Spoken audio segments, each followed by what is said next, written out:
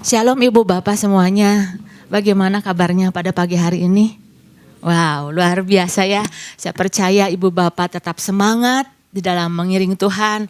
Tantangan boleh ada, masalah boleh ada, tapi kita tidak menjadi orang-orang yang kebingungan Ibu Bapak. Karena apa? Karena Tuhan selalu menuntun setiap perjalanan kita lewat pesan demi pesan, bahkan minggu demi minggu Tuhan menuntun setiap kita. Baik, pesan Tuhan bagi kita untuk minggu ini adalah berfungsilah sebagai agen atau duta kerajaan sorga. Ya Ibu Bapak, berfungsilah sebagai agen atau duta kerajaan sorga. Jadi Ibu Bapak, pesan Tuhan ini bukan hanya mengingatkan akan status kita, ya, namun juga sekaligus mengingatkan bahwa ada fungsi yang harus dijalankan berkaitan dengan status kita sebagai perwakilan sorga di bumi. Ya, kemarin kita sama-sama udah belajar namanya duta itu adalah seorang kata yang lain itu ambasador, yaitu seorang yang diutus untuk mewakili. Entah itu mungkin dari negara atau mungkin itu dari pemerintahnya atau mungkin itu dari lembaga atau mungkin dari kampus gitu ya. Jadi ini ketika disematkan sebuah kata ambasador gitu Ibu Bapak, sebuah duta disematkan pada seseorang, itu merupakan sebuah kehormatan yang sungguh sangat bernilai. Ada Mungkin dari Bapak, dari antara Ibu Bapak yang punya anaknya mendapatkan sematan.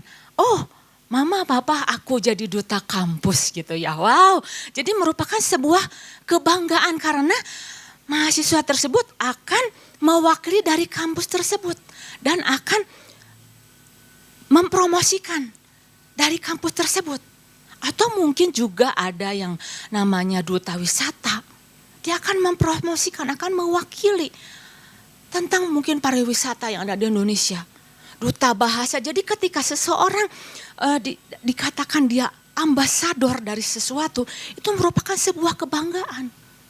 Nah, apakah ketika Tuhan menyatakan bahwa kita adalah duta kerajaan surga, mungkin kita merasa, wow, saya dengar, wow, kita tuh begitu, saya merasa, aduh, benar-benar Tuhan itu mengangkat, kita merasa bangga.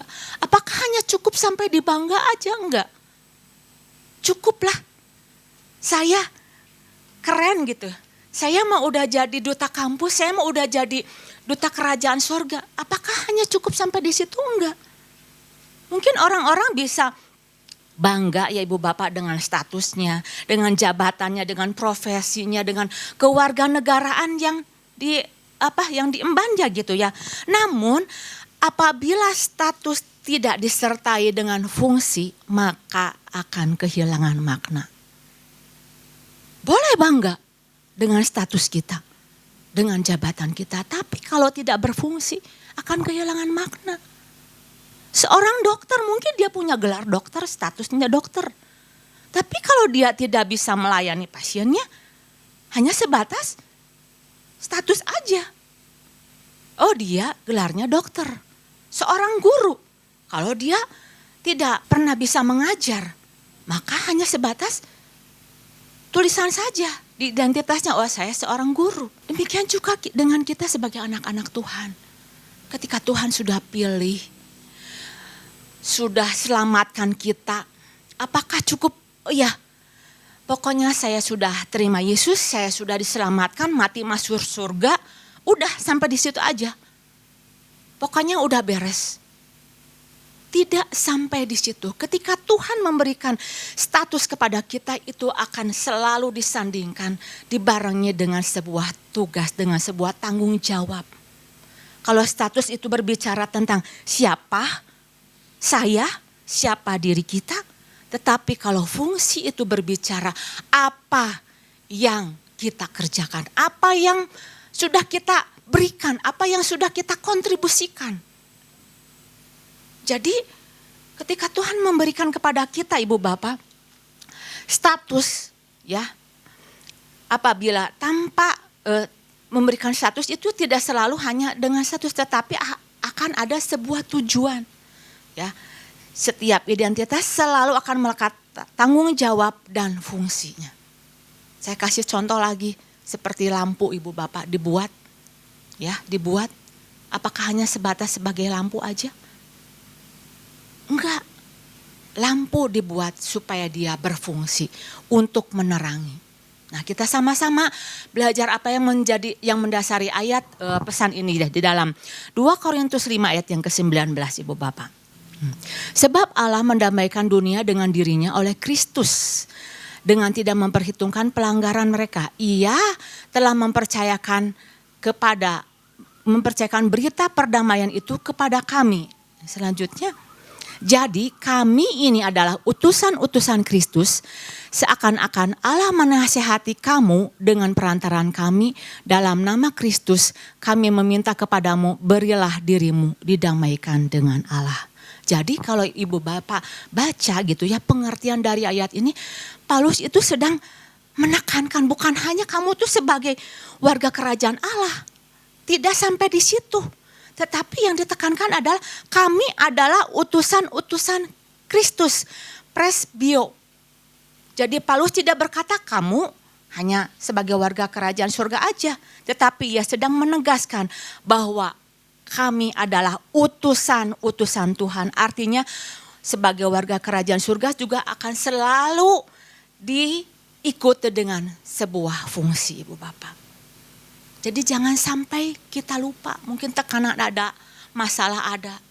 Jangan sampai kita lupa status dan jangan melupakan fungsi kita. Jadi harus berbarengan. Status, kalau juga kita tahu status tapi tidak berfungsi maka tidak memberikan makna. Kita tahu fungsinya, tetapi kita tidak tahu status kita maka kita tidak dapat melakukan tugas tersebut dengan baik. Tahu saya sebagai ayah, tahu saya sebagai seorang ibu.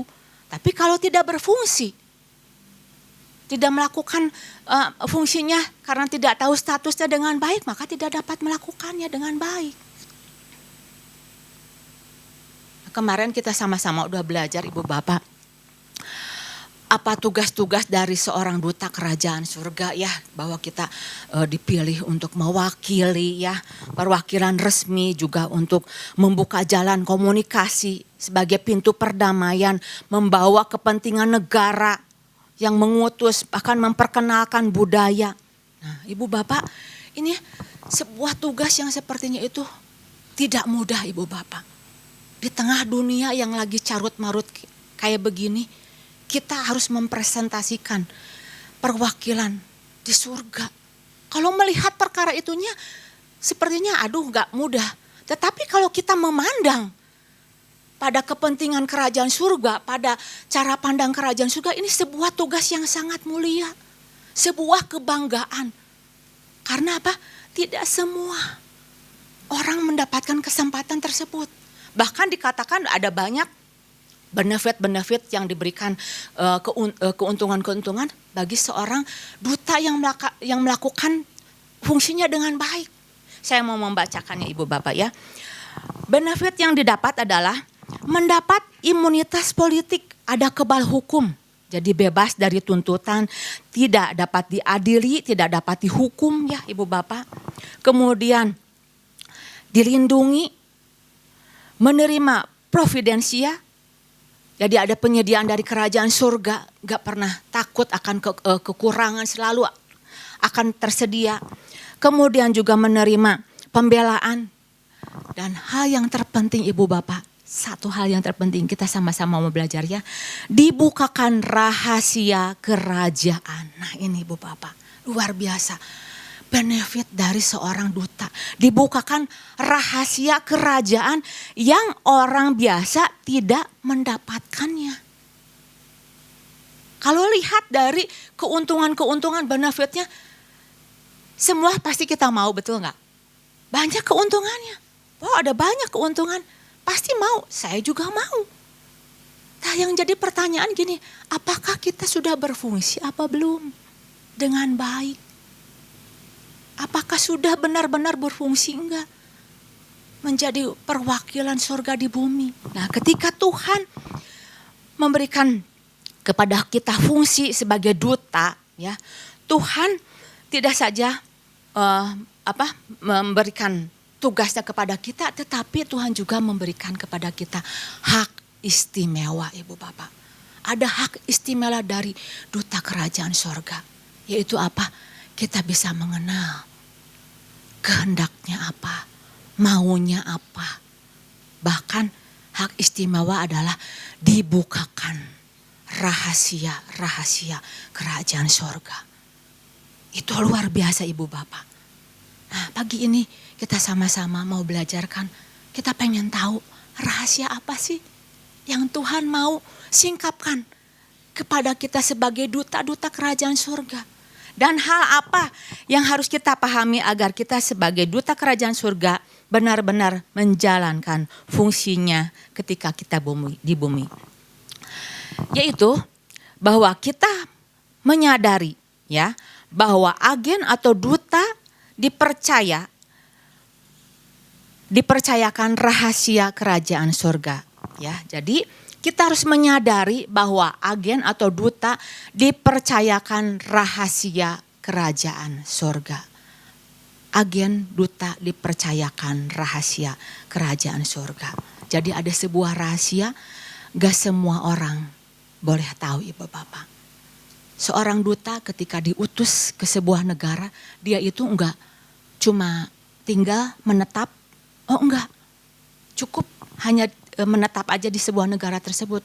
Karena begitu pentingnya duta tersebut, maka negara yang mengutusnya itu dia akan mempercayai berita-berita penting, informasi-informasi penting kepada duta tersebut. Akan dikasih tahu berita-berita penting kepada duta tersebut, Ibu Bapak. Demikian juga sama, Ibu Bapak. Kepada kita itu Tuhan beritahukan bahwa ada rahasia-rahasia kerajaan surga yang Tuhan mau singkapkan kepada kita, ya. Matius 13 ayat yang ke-11 dikatakan apa coba? Jawab Yesus, kepadamu diberikan karunia untuk mengetahui rahasia kerajaan surga, tetapi kepada mereka tidak. Jadi hanya kepada duta kerajaan surga Tuhan akan beritahu terlebih dahulu rahasia kerajaan surga. Wow, ini sebuah hak istimewa. Enggak semua orang, Ibu Bapak, lihat bagaimana Tuhan itu udah enggak segan-segan lagi. Tuhan udah enggak mau ada rahasia lagi antara Tuhan sama Abraham. Ketika Sodom pada waktu itu mau dimusnahkan, Tuhan enggak segan-segan dulu. Tuhan kasih tahu dulu sama Abraham. Ayatnya dibaca dulu ya. Di dalam Kejadian 18 ayat yang ke-17 sampai ke-18 dikatakan apa? Berpikirlah Tuhan, apakah aku akan menyembunyikan kepada Abraham apa yang hendak kulakukan? Tuhan sendiri bilang kayak gitu. Bukankah sesungguhnya Abraham akan menjadi bangsa yang besar serta berkuasa, dan oleh dia segala bangsa di atas muka bumi akan mendapat berkat. Ayat yang ke-17 kita lihat lagi ya. Berpikirlah Tuhan, apakah aku akan menyembunyikan kepada Abraham? Tuhan sampai gak mau ada yang disembunyikan pada orang yang begitu dapat dipercayai. Sampai akhirnya terjadi tukar menukar. Tukar tuh bilang, Tuhan masa sih Sodom mau dimusnahkan? Kalau 50 orang aja Tuhan dapati benar mau dimusnahkan. Kata Tuhan gak ada 50. Kalau 45 bagaimana? Benar Tuhan masih mau memusnahkan? Enggak juga, enggak didapati. Kalau 40 bagaimana? Kalau 30 bagaimana? Kalau 20 bagaimana? Tuhan bilang enggak ada. Terakhir sampai Abraham bilang, Tuhan kalau 10 aja. Tuhan bilang sampai 10 pun aku tidak mendapatkannya. Jadi pada waktu itu Tuhan katakan benar, Sodom tetap mau dimusnahkan oleh Tuhan karena tidak didapati orang-orang benar. Nah Ibu Bapak, prinsip ini sama. Tuhan mau nyatakan kepada kita. Bukan hanya pada waktu itu, tetapi Tuhan mau nyatakan rahasia ini, rahasia-rahasia tersebut kepada duta-dutanya. Masih berlaku sampai saat hari ini. Tuhan mau nyatakan rahasia kerajaan sorga, Ibu Bapak. Supaya apa? Supaya ketika kita dianggap sebagai duta kerajaan sorga, kita boleh menjadi orang-orang yang mempersiapkan supaya tidak diluputkan. Supaya kita mungkin jadi orang yang bisa menyerukan pertobatan. Ayo, harus cepat bertobat. Tuhan sampaikan hanya kepada duta kerajaan sorga. Supaya apa? Supaya kita boleh menjadi orang yang mempersiapkan diri. Jadi ada hal-hal rahasia yang Tuhan kasih tahu terlebih dahulu. Begitupun sama Ibu Bapak, ketika kita tahu ada visi tahun 2026 ini bahwa kita harus mendapatkan kemenangan-kemenangan yang tertunda kita raih gitu Ibu Bapak. Tuhan kasih tahu, persiapkan dulu. Kasih tahu nih, rahasianya itu kamu harus mempersiapkan dulu, mempersiapkan diri jauh-jauh sampai penggenapan itu terjadi. Tuhan kasih tahu dulu rahasianya. Bahkan rahasia mungkin untuk hal-hal yang terjadi atas kota, atas bangsa yang harus dilakukan. Tuhan kasih tahu dulu. Contohnya seperti Sesar Lembang, ya. Kita selalu berusaha berdoa sama Tuhan karena akan ada bencana yang akan menimpa Bandung dan sekitarnya. Tuhan kasih tahu dulu supaya apa? Supaya kita sebagai umat Tuhan, sebagai dutanya itu berjaga-jaga, bahkan menyerukan pertobatan bagi kota, bagi bangsanya Ibu Bapak.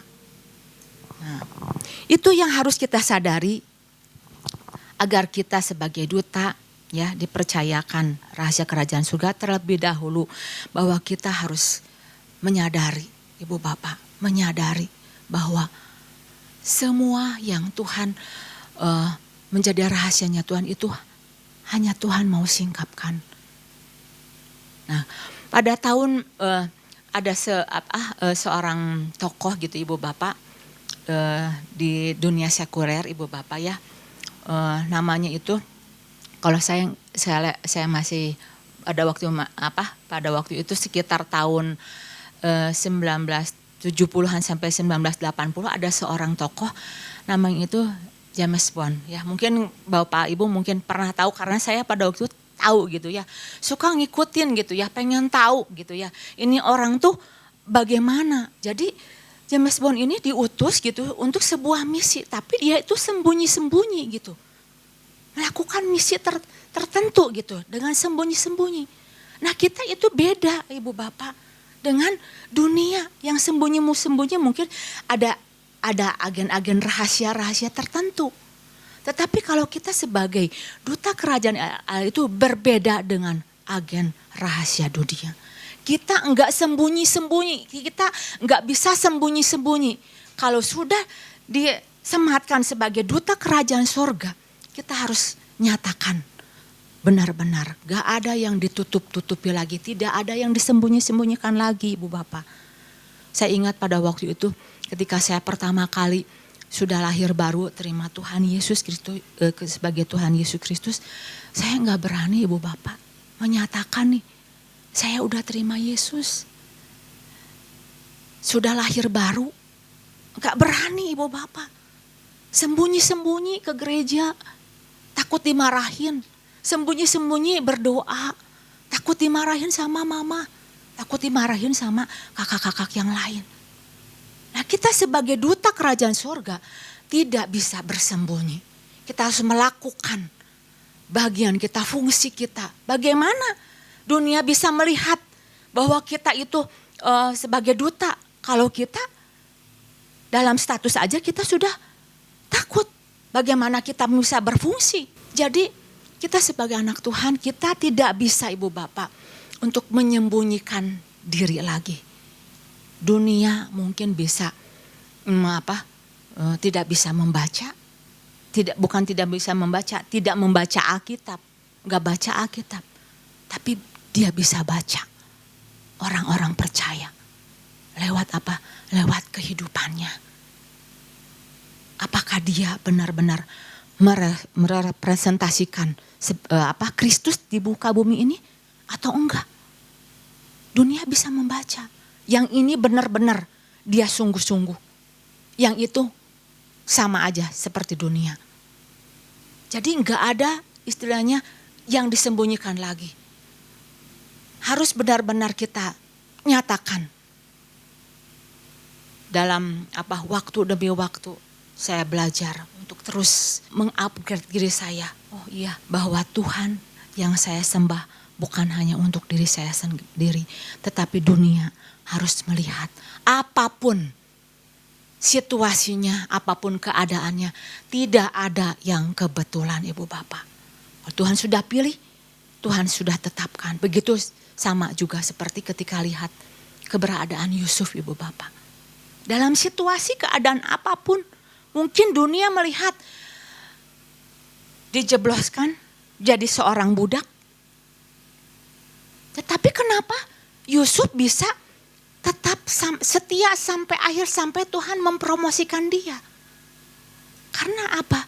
Dia menangkap, dia menerima rahasia kerajaan sorga. Bahwa Tuhan katakan bahwa satu hari nanti kamu akan menjadi penguasa. Itu sudah diberitahukan beberapa waktu yang lalu sebelum Yusuf sampai ke Mesir. Sampai dia dijebloskan. Kalau menurut ukuran dunia, wah salah. Pemimpin mah gak bisa dong, harus jadi budak. Pemimpin mah gak bisa melakukan kesalahan, harus jadi penguasa itu harus sempurna. Bagi dunia mungkin itu salah.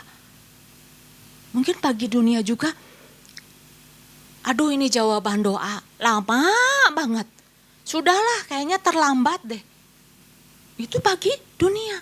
Tetapi kalau orang yang menangkap rahasia kerajaan surga, bukan terlambat, tapi ada sebuah proses yang Tuhan mau.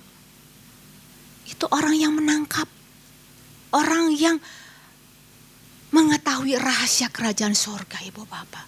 Bagi dunia, salib itu kekalahan. Tetapi bagi orang yang menerima rahasia kerajaan surga, salib itu adalah kemenangan. Jadi di sini kita bisa melihat, Ibu Bapak, kita harus menyadari bahwa sebagai duta itu Tuhan limpahkan rahasia-rahasia kerajaan surga yang tidak semua orang dapatkan. Nah, kita sama-sama Ibu Bapak, apa yang mau gitu ya supaya kita lakukan, supaya kita dapat dipercayakan rahasia-rahasia kerajaan sorga ya. Apa yang harus kita lakukan agar dapat dipercayakan rahasia-rahasia kerajaan sorga. Yang pertama adalah miliki kedekatan. Itu dasarnya itu, enggak ada lagi dasar yang lain. Kita harus dekat. Dekat. Punya kedekatan. Coba Ibu Bapak, ya mau enggak buka rahasia sama orang yang enggak dekat sama kita? Pasti kita mau buka itu rahasia sama orang-orang yang dapat dipercayakan kepada kita. Sama orang yang dekat sama kita, enggak semuanya bisa dipercayakan. Tapi hanya pada orang yang dekat Tuhan mau percayakan rahasia-rahasianya. Jadi ada sebuah kedekatan. Kalau dikatakan bahwa minggu lalu ada devotion, ada hubungan yang begitu intim, yang terjalin. Maka pada orang tersebut Tuhan mau nyatakan. Jadi Tuhan perlu melihat terlebih dahulu ya, sebelum Tuhan mau pakai, sampai sejauh mana sih kedekatan dia dengan Tuhan. Sampai Tuhan mau bukakan. Tuhan memang betul mengasihi semua orang. Kita semua dikasihi, tapi untuk membukakan rahasia hanya pada orang yang dekat sama Tuhan. Mazmur 25 ayat ke-14 dikatakan apa? Tuhan bergaul karib dengan orang yang takut akan Dia dan perjanjiannya diberitahukannya kepada mereka. Jadi Tuhan bergaul dengan siapa Ibu Bapak? Bergaul karib dengan orang yang takut akan Tuhan, yang dekat sama Tuhan. Orang-orang yang mau menjalin hubungan lebih dekat dengan Tuhan. Bahkan kemarin ada firman Tuhannya, ada sebuah kedalaman, ada sebuah keintiman yang Tuhan mau. Nah, pada saat di titik itulah rahasia itu Tuhan nyatakan Ibu Bapak bagi kita, ya. Kemudian apa yang mau kita lakukan lagi ketika kita sudah memiliki kedekatan? Apakah cukuplah sampai dekat aja sama Tuhan, cari Tuhan, setia gitu? Apakah cukup sampai di situ? Enggak, ada sebuah perjalanan yang harus kita lakukan lebih lagi Ibu Bapak. Yaitu adalah mengenai ketaatan. Ada ketaatan yang harus kita jalani. Hari lepas hari harus ditambah-tambahkan. Saya menyadari Ibu Bapak, ketaatan saya masih kurang. Penyerahan hidup saya masih belum seberapa kepada Tuhan. Tetapi kalau di dalam Filipi 2 ayat yang ke-8 dikatakan bahwa belajar dari Tuhan bahwa taatnya Tuhan itu sampai mati di sini. Taat sampai mati. Waduh, kalau saya melihat perkara ini sebagai duta, saya mikir, aduh Tuhan, saya masih banyak ego saya. Masih banyak kedagingan saya yang harus ditanggalkan. Penyerahan hidup saya enggak total. Tapi di sini dikatakan harus taat sampai mati. Sampai dikatakan apa ayat yang ke-9? Itulah sebabnya Allah sangat meninggikan dia dan mengaruniakan kepadanya nama di atas segala nama. Nah, ini luar biasa Ibu Bapak. Sampai taat, sampai mati, akhirnya Tuhan mengaruniakan nama di atas segala nama. Artinya pada waktu kita sebagai duta taat, gak mau jalan semau-maunya sendiri, disitulah Tuhan memberikan ada sebuah otoritas, ada kuasa yang menyertai dari seorang duta kerajaan sorga Ibu Bapak. Kita sama-sama Ibu Bapak lewat pesan Tuhan ini belajar, yuk sama-sama kita mau memiliki kedekatan lebih lagi, setia, bahkan menyerahkan segenap hidup kita, belajar sama Tuhan. Tuhan, aku mau bawa hidup saya bertambah-tambah lagi di dalam penyerahan hidup saya, supaya apa yang Tuhan berikan berfungsi itu benar-benar berfungsi sesuai dengan apa yang Tuhan kehendaki. Nah, poin ini yang saya mau membagikan bagi Ibu Bapak semuanya, kiranya boleh menjadi berkat bahwa ketika kita dipercayakan sebagai duta kerajaan surga, maka kita juga akan dipercayakan rahasia kerajaan surga. Dan itu Tuhan akan singkapkan pada setiap mereka yang melekat, ya hidup setia dan hidup taat sampai mati. Demikian firman Tuhan, Tuhan Yesus memberkati.